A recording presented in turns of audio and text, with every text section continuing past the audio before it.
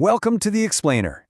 Today, we're extracting a literal masterclass in wealth building and pure finance from the extreme reality series Undercover Billionaire. We're going to break down the exact step-by-step strategies that highly successful entrepreneurs use to turn absolute pocket change into a massive enterprise. I want you to picture this. Imagine being dropped into a totally random, unfamiliar city. You've got zero resources, no home, and absolutely no contacts. All you are given is a beat-up pickup truck and a single, crisp $100 bill in your pocket. And that leads us to the ultimate financial puzzle. Could you take that $100 and build an enterprise valued at $1 million in just 90 days? Now, this isn't just some hypothetical thought experiment. It is a real-world, high-stakes test of financial literacy and entrepreneurial grit. So, here is our financial playbook for the day. 1. The $100 challenge. 2. Strategic capital allocation. 3. Generating immediate cash flow. 4. Scaling to 1 million. And 5. The ultimate ROI. All right, let's jump right into part 1, the $100 challenge, establishing the baseline. To prove that the American dream is still accessible, entrepreneurs like Glenn Stearns and Grant Cardone were stripped of literally everything. They had absolutely no personal connections, they had to use fake names so they couldn't rely on their massive reputations, and they had exactly 90 days to hit a 7-figure valuation relying on nothing but raw business fundamentals. No safety net. Moving right along to part 2, strategic capital allocation, buying time to mitigate risk. Now, what's really fascinating here is that wealthy individuals view time, not cash, as their most irreplaceable asset. It's a foundational rule of finance. While the average person might try to figure everything out themselves to save a few bucks through trial and error, true wealth builders use what little cash they have to buy speed and expertise. Glenn Stearns brilliantly illustrates this early on. After hustling just to earn his first couple $1,000s, he immediately turns around and drops $1,500 on a 15-minute phone call with a world-class lawyer. Crazy, right? But why? Well, because that single call instantly told him to abandon a terrible business idea. That $1,500 wasn't really an expense. It was an investment that saved him from blowing months of time and his entire working capital on a doomed venture. You see, every financial decision is a trade-off, and these founders deeply understood opportunity cost. Take Grant Cardone, for example. He chose to sleep in a freezing RV in 15-degree weather with zero heat. He voluntarily chose frostbite just to preserve his tiny pool of capital. That freed up his daytime hours to relentlessly network and find the right people rather than, taking a minimum wage job just to afford a warm hotel room.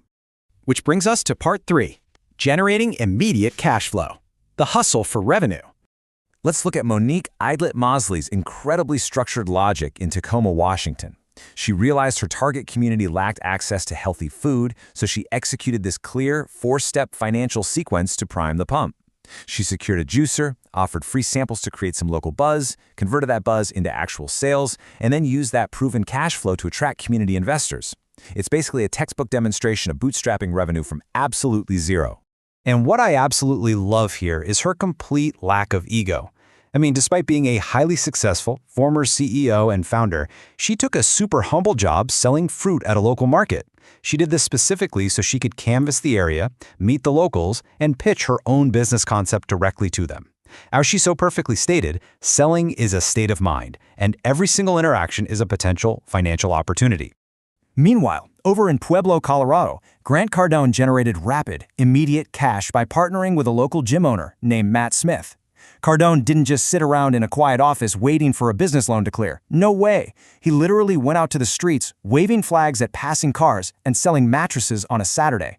He traded raw hustle and guerrilla marketing for immediate, hard revenue. All right, part 4, scaling to 1 million, moving from cash flow to asset value. So once the cash is actually flowing, the playbook has to shift. Because let's be real, you can't reach $1 million valuation selling individual mattresses or single bottles of juice on the corner. You have to build an asset. And as we see here, there's no single right way to do this. Cardone built a marketing agency. Eidlet-Mosley built a health food brand. Stearns built a barbecue restaurant. But notice their core financial strategies. They all leverage something much, much bigger than just their own individual labor. Let's break down Cardone's approach for a second.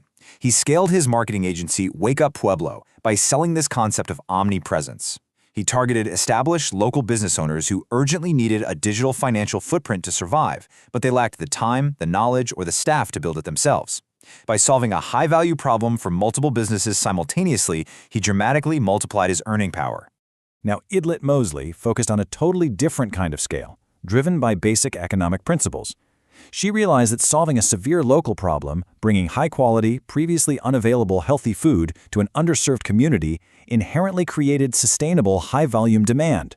When you provide access to something a community deeply needs, the financial momentum practically builds itself.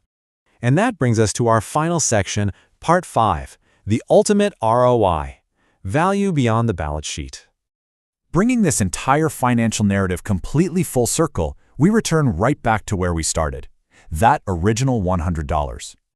Here is the incredible twist at the end of Glenn Stearns' journey.